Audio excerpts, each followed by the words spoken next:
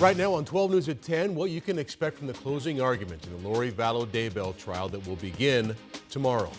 The rescue of a toddler who wandered miles away from home, a 12 News exclusive ahead of a can't-miss reunion involving this dog happening tomorrow.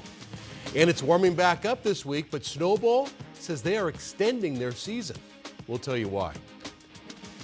We are learning more about a deadly accident on Lake Pleasant today. A man drowns after being thrown from apparently a malfunctioning jet ski.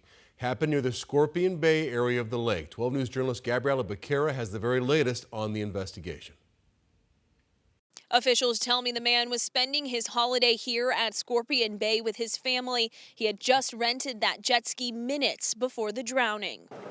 A peaceful Easter Sunday at Lake Pleasant ended in tragedy for one family on the water. A drowning is just devastating to everybody that's involved. A 43-year-old husband and father drowned after a jet ski he rented from the Scorpion Bay Marina started malfunctioning. With the man driving and his wife on the back, Maricopa County Sheriff's Office says the couple made a U-turn to go back to the dock when they were thrown into the water. When she got her bearings about her, she noticed that her husband was face down in the water. She attempted to roll him over. She couldn't get him rolled over. Passengers on a nearby boat saw the couple struggling and pulled them aboard. They started chest compressions until first responders could take over, but they were not able to resuscitate the man. It is heartbreaking to hear that this happened today. People spending their holiday on the water were saddened by this accident. It's a tragedy, honestly. And fellow jet ski riders tell me it can be easy to flip this kind of watercraft. You flip backwards, you can do anything you want to on these things, just depending on how fast it is. That's why officials are strongly encouraging people to wear life jackets anywhere on or near water. If it's flooding up your neck like this, it's probably too big, so you just want to make sure you have a nice, clean snug. This couple was wearing life jackets at the time of the accident. Officials say it's unclear what exactly went wrong, and this is a tragic reminder that while the water is peaceful, it can also be a very dangerous place. During the day, it can go from one extreme to the next. The Maricopa County Sheriff's Office is still investigating what led up to this incident.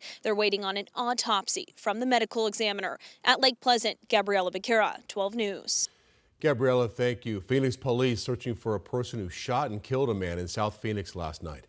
Police responded just before 9 to an area near Southern Avenue and 24th Street. And once they got there, they found 46-year-old Douglas Lee had been shot. They started to treat him, but then he pronounced dead there at the scene. He died at the scene. Anybody with information about the shooting is asked to call silent witness. Huge backup on I-17 today, heading back into the valley from the high country.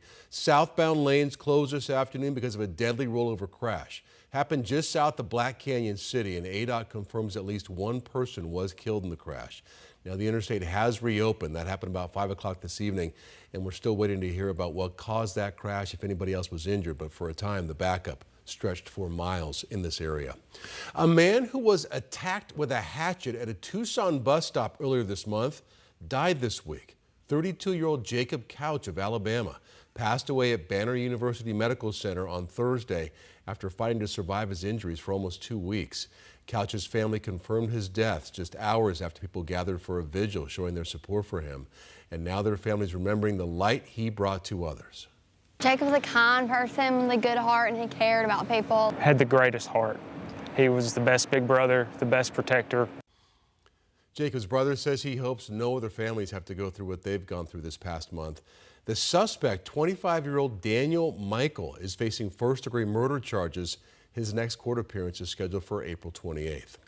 Closing arguments are set to start tomorrow in Lorie Valow Daybell's murder conspiracy case. And by then, we should have an answer to the question, will she change her mind about not taking the stand? Erica Stapleton has a look at what we can expect tomorrow. It came as a surprise that Lorie Valow Daybell wanted to rest her case without presenting evidence, calling witnesses, or even taking the stand herself. But that's not set in stone just yet. Will she or won't she testify? Is it still your intention to not put on any evidence? Right now, Your Honor, yes. As of this morning, I mean. Well, do you anticipate that changing? No. All right.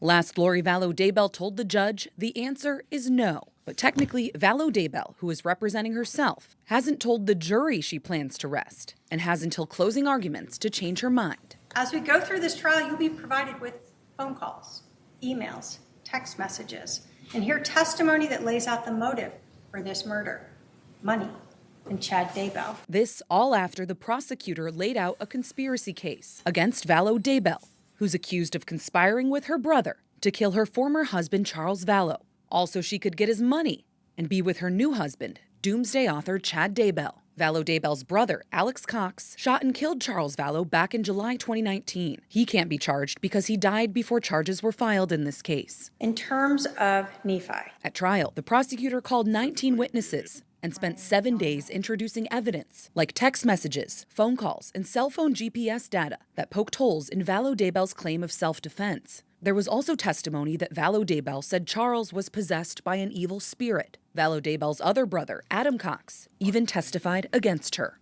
when you were talking to your family after this happened, did you actually tell them that you believed that Lorie and Alex had conspired to kill Charles? Yes.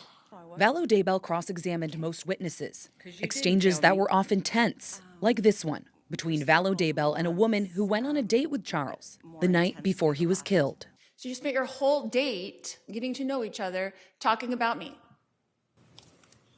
Don't flatter yourself. No, we did not spend the whole time talking about you. As we close in on closing arguments, Lorie Valow Daybell's fate in this case will soon be up to the jury. Closing arguments are set to start Monday after the jury is read deliberation instructions. Erica Stapleton, 12 News. Erica, thank you. So again, those closing arguments are starting tomorrow. We will be live streaming the entire trial exclusively on our TV streaming app, 12+. So download the app on your TV to watch for free. We also have a daily recap about what happened inside the courtroom. That's every night at 8:30, again, exclusively on 12+.